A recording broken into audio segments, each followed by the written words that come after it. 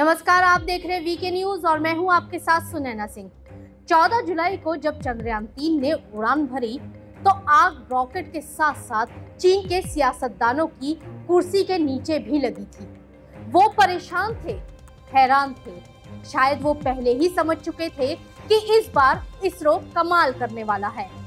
हुआ भी कुछ ऐसा ही। इसरो ने इतिहास रच दिया, जिसके बाद दुनिया भर में इसरो के वैज्ञानिकों की तारीफ हो रही है।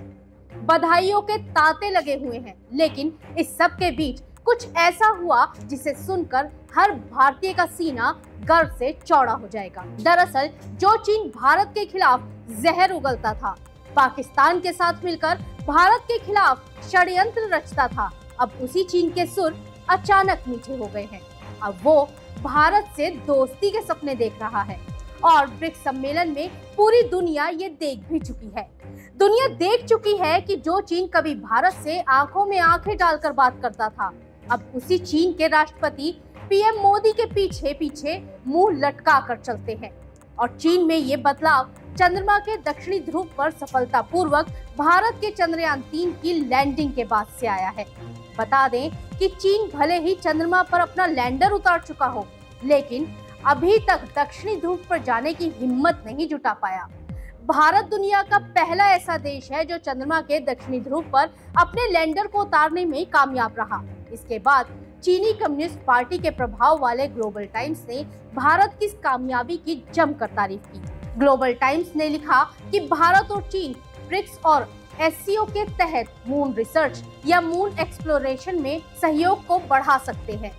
विज्ञान की भावना राष्ट्रीय सीमाओं से परे है, इसलिए अंतरिक्ष मिशन को दुनिया भर के देशों के सहयोग से आगे बढ़ाया जाना चाहिए।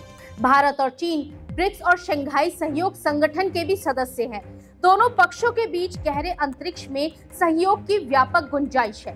अंतरिक्ष खोज और मानव युक्त मिशन के लिए डेटा साझा करना, अनुभव बांटना और अंतरिक्ष यात्रियों की ट्रेनिंग पर दोनों देश साथ साथ काम कर सकते हैं।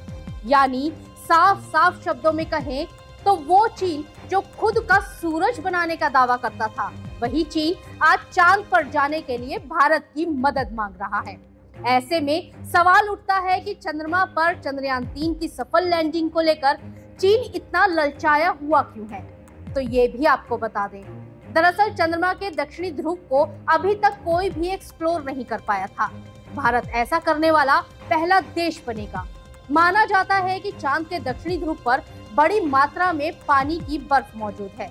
अगर इसकी आसानी से खोज कर ली जाती है तो भविष्य के क्रू मिशंस के लिए रॉकेट ईंधन और जीवन के लिए खनन किया जा सकता है। चीन भी इस क्षेत्र पर नजर रख रहा है, क्योंकि वो अपनी चंद्र अन्वेषण परियोजना को आगे बढ़ाना चाहता है। ऐसे में चीन के अपने फायदे को लेकर भारत के प्रति बदलने वाले उसके मिजाज पर आपकी क्या राय है, हमें कमेंट बॉक्स में जरूर बताइएगा। और अगर खबर अच्छी लगी हो तो लाइक और शेयर जरूर कीजिएगा। धन्यवाद। वीके न्यूज, राष्ट्र के नाम।